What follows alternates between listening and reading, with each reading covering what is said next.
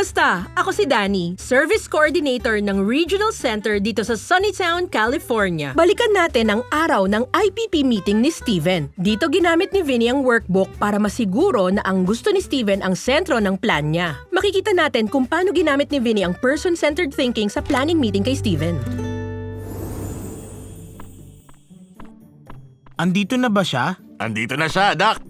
Magandang umaga, Cavalry Family. Ako si Vinny Mancuso, ang bagong service coordinator ni Steven para sa Adult Services at gagabayan ko kayo sa IPP process. Okay, simulan na agad natin. Steven, may tanong ka ba? Ano yan?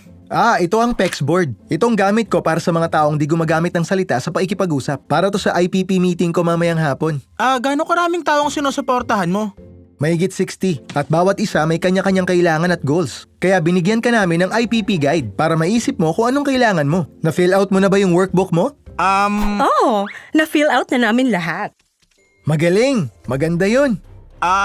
Opo, pero... Solid na game plan yon, Mancuso. Nabasa mo yung tungkol sa Steven Cave? Garahe namin yon. Isi-set up namin para kay Steven ang perfect apartment. May big screen TV na, may ref pa. Diba, anak? Opo, pero... At meron siyang bagong trabaho. Oh, Steven, kwento mo naman yun. Opo, pero... Magtatrabaho siya para sa isang landscaping company. Ayoko pong mag-landscape! Hoy, saan ka pupunta, anak? Baka kailangan niya lang magpahangin. Hayaan yung kausapin ko siya. Honey, tingnan mo to, oh.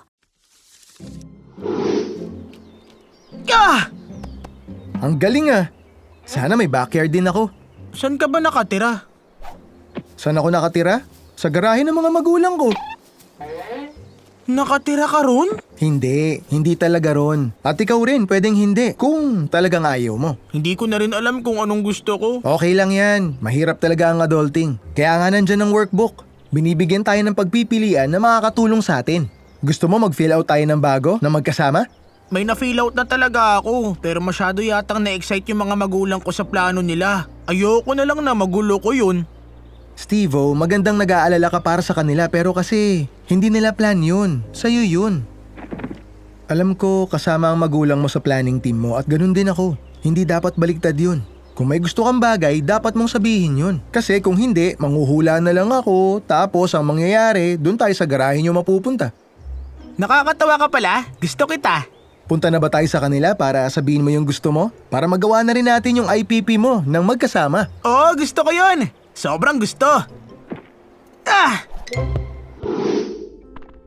Hi, anak ko. Okay ka na ba? Mom, Dad, magandang intensyon nyo at mahal ko kayo. Pero... Kaya mo yan, Steven. Sinagutan ko ang sarili kong workbook. Hindi ko sinabi sa inyo kasi ayokong masaktan ang damdamin nyo. Alam namin yon. Nahulog mo to kanina. Paano, nak? Anong nasa playbook mo? Hindi po kayo galit? Siyempre naman hindi, anak. Plano mo to at buhay mo to. Yakap na, Cavalries! Oh.